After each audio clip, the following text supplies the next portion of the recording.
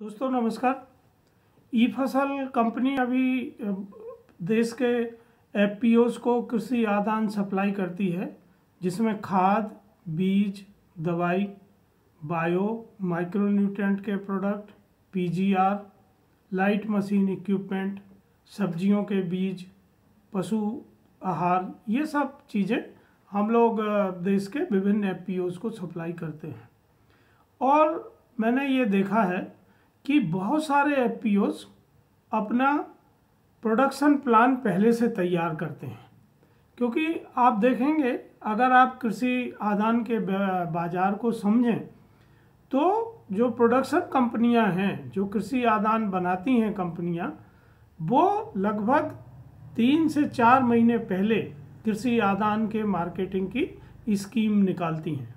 जो होलसेल में काम करते हैं होलसेलर, वो 2 महीने या 3 महीने पहले कंपनियों से मटेरियल खरीद के अपने गोडाउन में रखते हैं।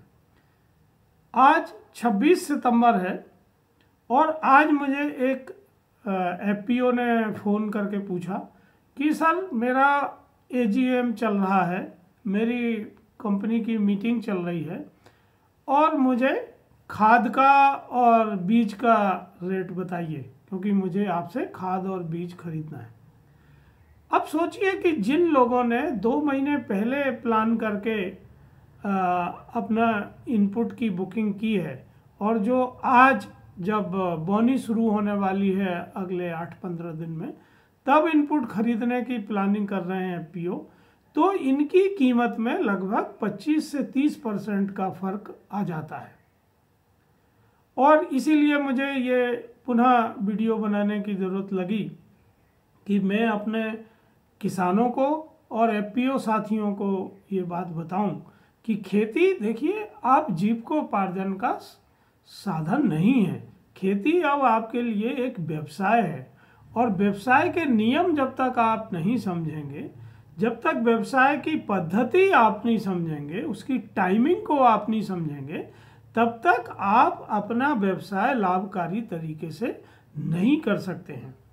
जो एफपीओज हैं वो एग्रीगेटर हैं, उन्हें अपने सदस्यों की डिमांड का एकीकरण करना चाहिए और उस सदस्य की एग्रीगेटेड डिमांड की खरीदी की व्यवस्था 3 महीने 4 महीने पहले कृषि आदान उत्पादकों से या जो कृषि आदान वितरक हैं, ई फसल जैसी कंपनियां हैं जो एफपीओज के लिए बेस्ट क्वालिटी के मटेरियल रीजनेबल प्राइस पे सप्लाई करती हैं, उस समय उनसे संपर्क करके यदि वो अपना मटेरियल बुक करते हैं तो निश्चित ही न केवल वो अपने सदस्यों को अच्छी क्वालिटी का मटेरियल रीजनेबल प्राइस में दिला सकते हैं, बल्कि एफपीओ के लिए भी वो सर्विस चार्ज उसमें से निकाल सकते हैं, जिससे एफपीओ के कार्यालय का खर्चा और उसकी जो सप्लाई चेन है उसका खर्चा वो आसानी से निकाल सकते हैं। पर ये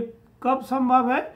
जब वो अपने खरीफ, रबी और गर्मी की फसलों की प्री प्लानिंग करें, और ये प्री प्लानिंग उनको 3 से 4 महीने पहले करना होगी। अगर वो 3 से 4 महीने पहले प्री प्लानिंग नहीं करेंगे, अपने सदस्यों की डिमांड नहीं लेंगे, तो वो बिजनेस में कभी भी लाभ नहीं कमा सकते हैं।